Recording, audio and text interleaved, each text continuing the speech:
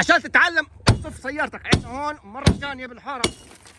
صباح الخير يوتيوب. هاي الحلقة عاملها يوتيوبية فقط لا غير، لأنه هلا وصلت على باب المحل وعندي سيارتين واصلين نعملهم حمرا ولا القرعة مع بعض. ناخذ القهوة. هذول شوفري اللي بوصلوا السيارات مرات بالليل أو بالأيام اللي احنا فيها إجازة، بحطوهم باب المحل، مع انهم نقول لهم بنحاول نقول لهم انهم ما يعملوش هيك. جبت المفاتيح ولا نسيتهم جوا؟ مفاتيح هيهم. بلشنا نخربط، خربطنا نبلش. اصبح الملك لله. الساعة 8 صباحا، ومفروض يكونوا سابوا المفاتيح في مورنينج. جيراننا سلموا علينا. هيهم تقريبا سيارات مبدئيا هيك. اعطيكم لفة عليهم. انتوا بتشوفوا ايش منهم. هذا سايب اوراقه بالسيارة، سايب اشياء هون اهو. سايب اوراق السيارة عن جد. المفروض يحطوا اوراق السيارة بالصندوق هون، عشان هيك عاملين له صندوق احنا نحط فيه المفتاح عشان ما حد يتخيل. سايب له المفتاح واوراق السيارة. يعني بده يسرقها هذا اهلا وسهلا شكرا، اخذ السيارة بالمفتاح بوراقها. ف بدناش نخرب هلا كل شيء. نفتح الباب. بدي اشيل الورقة هاي اللي فيها معلومات السيارة الشخصية، لأنه في ناس عم برجعوا السيارات. إيه هاي فيها قصص وسواليف. هاينا شايفينها.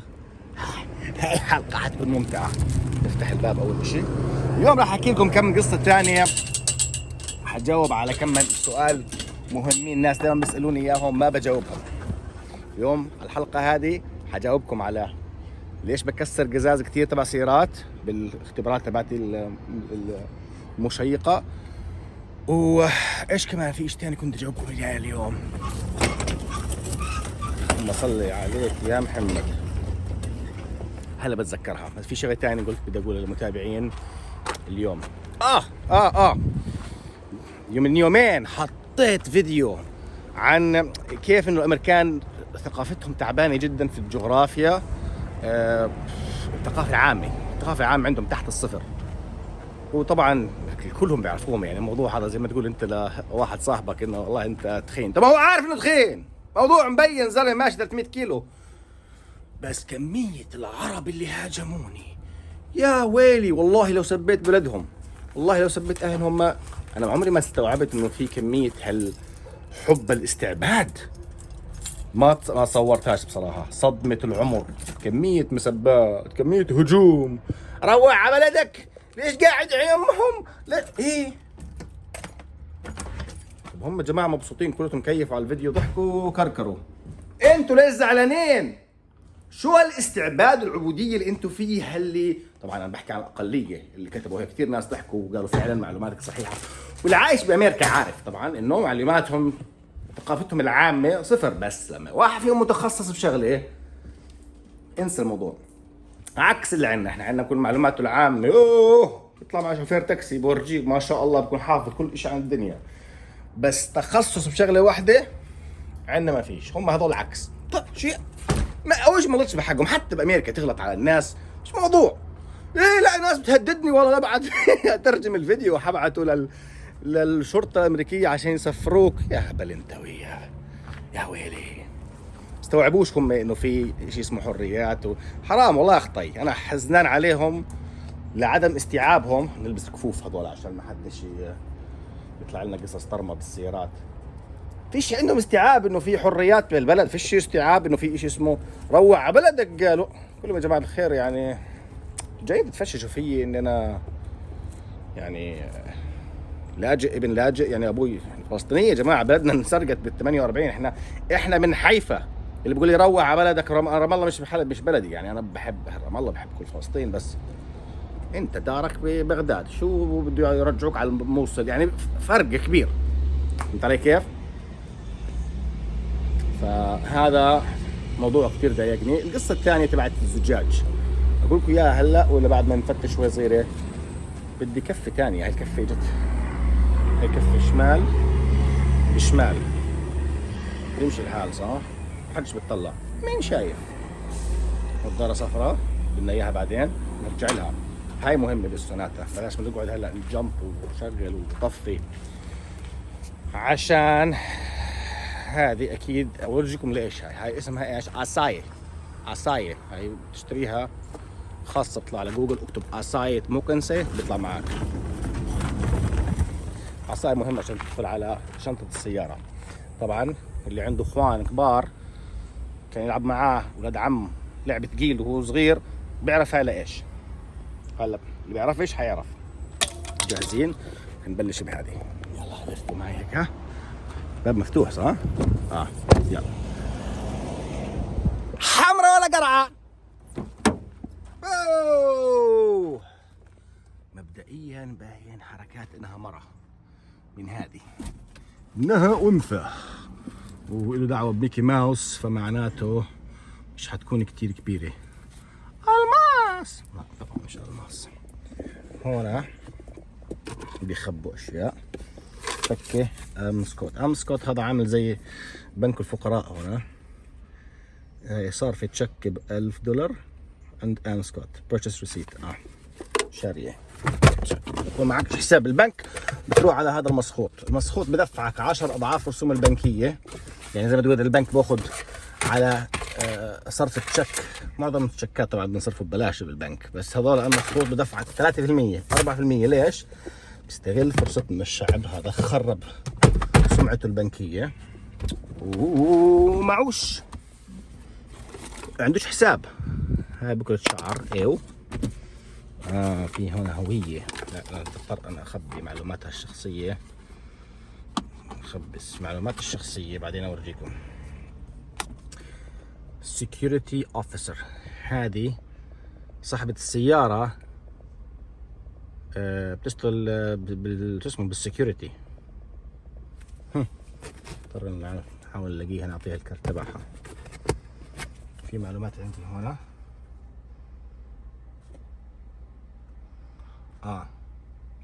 منيح اني غطينا اسمها. ممتاز. طيب هاي الرخصة تبعتها، والبنت مواليد 86.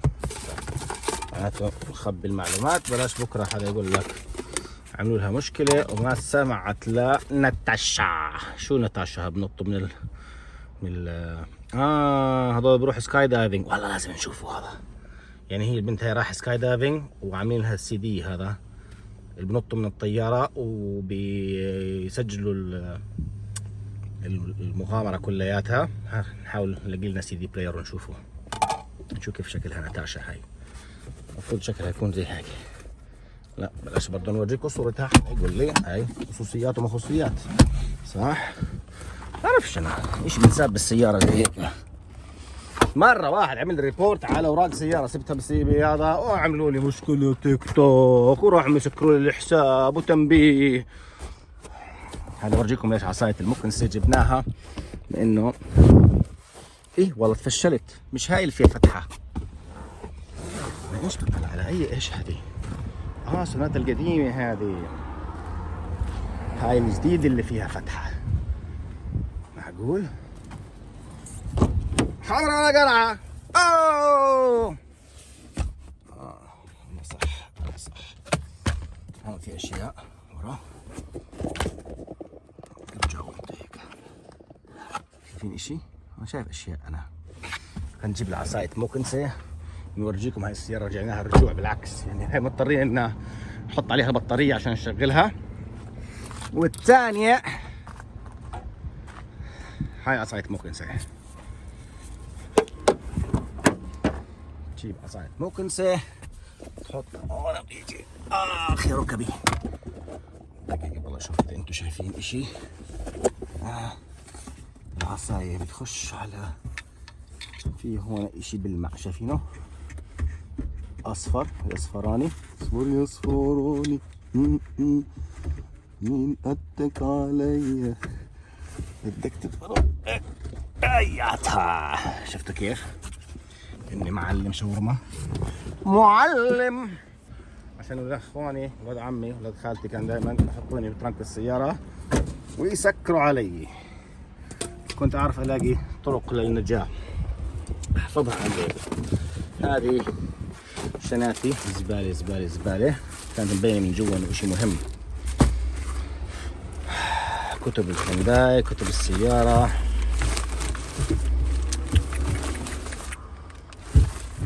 والله فيش اشي منيح. انضحك علي ولا يكون هذا اللي جابها لعب فيها حمر ولا قرعه، بس ما فيش فيها بطاريه. نشوف ضل الاخيره هذيك، نشوف الاخيره هذيك ناسيه هويتها، يعني في احتمال كبير انها تكون هذا البس الاجرب تبع المحل عندنا، اجرب بس بالدنيا مسكين. مسكوا مره راكون قطعوا اكل نص لحم، طلع كيف ظهره كيف اكل كل. جينا هون لقيت لك اياه مقطع ومصارينه طالعه برا، قلت هذا يوم يومين بموت. ايوه صار له 3 سنين من امريكا وعايش. سبحان الله. هذا هو القط ابو 7 ارواح، والله هذا في اكثر من 7 ارواح. هلا كيف نفتح البنك الخلفي هذا؟ بدنا نحاول نشوف فيش فيها كهرباء اكيد، مضطرين نعملها جمب. نفتح الترانك، فيش اشي هون صح؟ في هذا المفتاح هون، في لها مفتاح هون، المفتاح هذا يفتحه. شوفوا معايا، هيو انتو سهله. ليش مصعبين علي الامور انتو؟ روح جيب وسوي واشحن، لانه مربوط بسلك صح؟ السلك طويل كفايه؟ لا، يعني حتى لو فكيته من هون اضطر اقطع السلك. مين اسهل، اقطع السلك ولا نعمل جمب للسيارة؟ يعني اجيب لها شاحن. والله هذا تخين، العدة ورا. خلينا نشوف.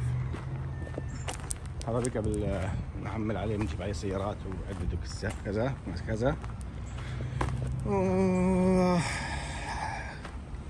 القصة الثانية تبع القزاز نحكي لكم اياها، بما اني راح ادور على بضاعة. ليش بتكسر قزاز السيارات وليش كذا؟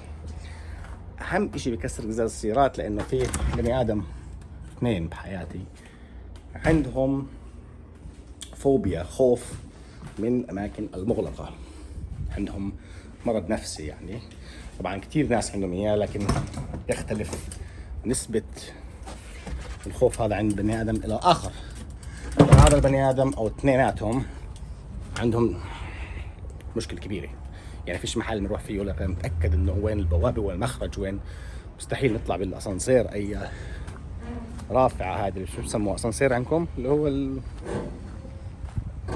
مستحيل. في درج 10 طوابق نطلع مشي، يعني مراحل شوي متطورة في من الخوف. فلذلك من الشغلات اللي اضطريت اعمل لهم اياها كذا مرة، طبعا سياراتهم ما رضوش يطلعوا بسيارة غير لما السيارة يعرفوا انه بيعرف فيهم يكسر القزاز، لانه بيخافوا انه يتسكر عليهم البواب زي ما كانوا اولاد عمي واخواني يسكروا علي وانا صغير.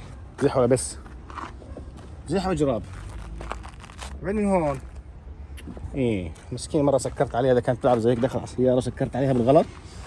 هاي البسة برضه ما صارش عندها فوبيا ولا اشي، ضلت قاعدة بالسيارة يمكن يومين بالغلط. طبعا حزنت عليها كثير، مش نربيها احنا بس نطعميها الاكل اللي بضل.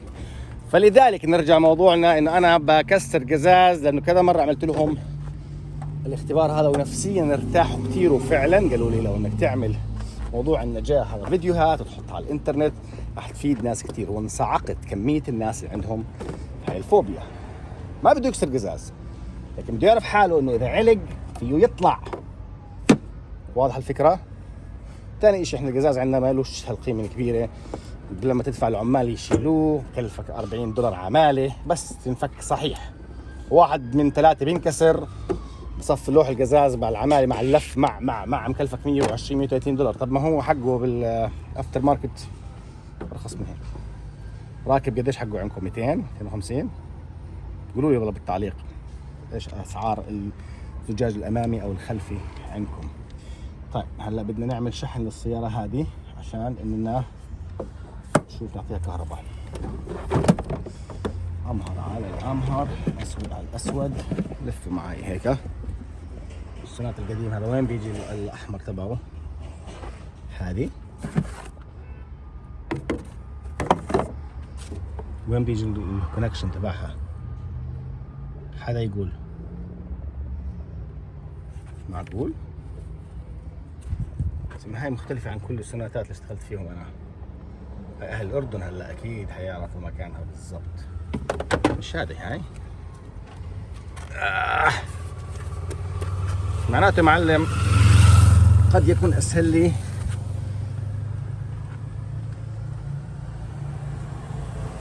هذا فيش فيه ادخل فيه الشاحن تبعي، وهي الاحمر هون، بس هذا الكليب تبعي بدخلش، مش حيدخل هون، الثاني مش شايفه هون. اعطيني اشي اقطع فيه اسهل لي، صح؟ نخلص من القصة هاي، صح بسبوس؟ نجيب لنا اشي نقطع فيه، نقطع السلك اسهل لي. شفتوا كيف؟ عادي الفيديوهات بعملها قصيرة عشان ما مللكمش هاي كل القصص هاي، بس بعد طلب من ناس كثير انه ارجو انك تطولنا الفيديوهات شوي صغيرة.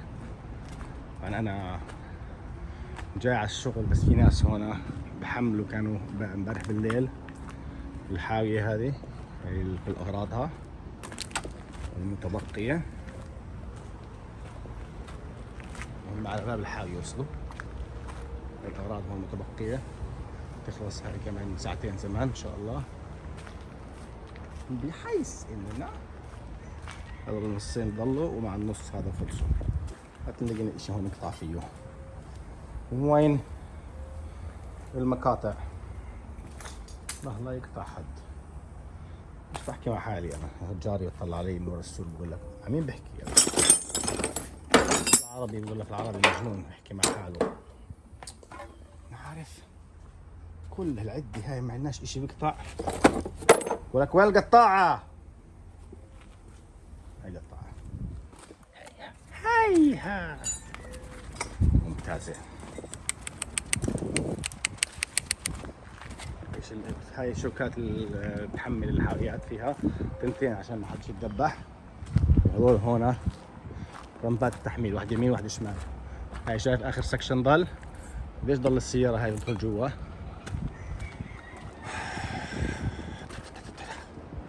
مشكلة هاي بدخل جوا كمان شوي صغير عشان نعرف نسكر باب الحاوية، غير هيك عندنا مشكلة. خلي هاي هيك دخلت على الأخير، طلعوا بالله انتم معكم، دخل على الأخير صح؟ فيش فيها، فيش مجال يعني، فيش مجال. هاي معانا قديش؟ شبر انتر نو انتر اب بدي احطه فوق هذا. مع انه الشبر لو دفشها بتدخل. وضعنا تمام.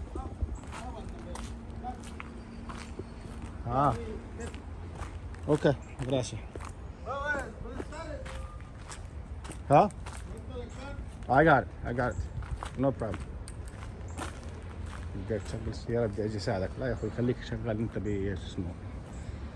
عندنا محطة بنزين هون في المحل، بنطلع كل البنزين الموجود بالسيارات عشان ممنوع شحن سيارات فيها بنزين كتير او قطع غيار السيارات بالبنزين، بنستخدمه لسياراتنا شخصية يعني. العمال اولادهم قرايبهم كذا كله بيجي يعبي بنزين ببلاش. طبعا شو بيعمل لك اخر النهار؟ انه محل تاني بيقبضنا اكتر. طب ما انتوا بتسحبوا بنزين ب1000 وكذا دولار في الشهر لحالك انت وعيالك، وجاي تقول لي محل تاني اعطاك 20 ليرة زيادة؟ هيك قطعنا هلا اخيرا. حمرا ولا قربة؟ قديش صرنا مصورين؟ 19 دقيقة. مين ما زهقش معي؟ يلا حمرا ولا قرعة؟ واو كمية زبايل. عصير ليموناضة. ليش بحط ليموناضة بالسيارة؟ معكوش ثلاجة يا اخوي؟ طاقية هاي كانت جديدة يوم من الايام لما اشتروها. شو هذا؟ ستيف سكين. الباقي هدوم. ليش بتحط هدوم بالسيارة؟ ليش؟ أواعي ضل بالسيارة.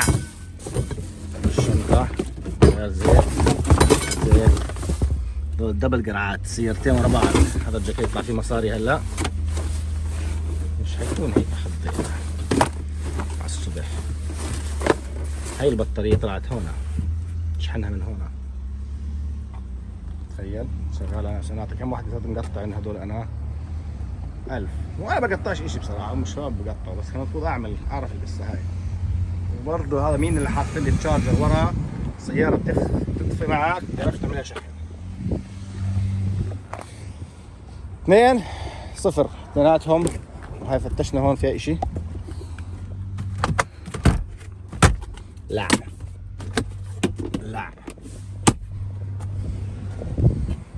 قرعت اثنيناتهم.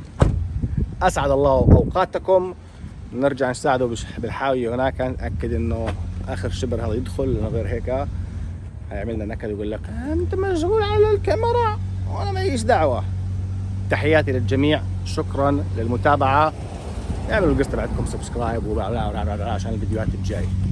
نعمل شويه يعني شو بسموها، مسابقات. تنصحوا اي اقتراحات برضو للمسابقات ايش تكون، ارجو تكتبوا لي اياها في الكومنتات. قبل ما اروح دقيقه، خليكم كيف كنت راح انسى القصه هاي؟ انا جاي احكي لكم عن القزاز وعن هذا، بدي اورجيه. هذا مين هو اللي اجى بجماعتنا؟ ها؟ احكوا لي اسمه. تعالوا.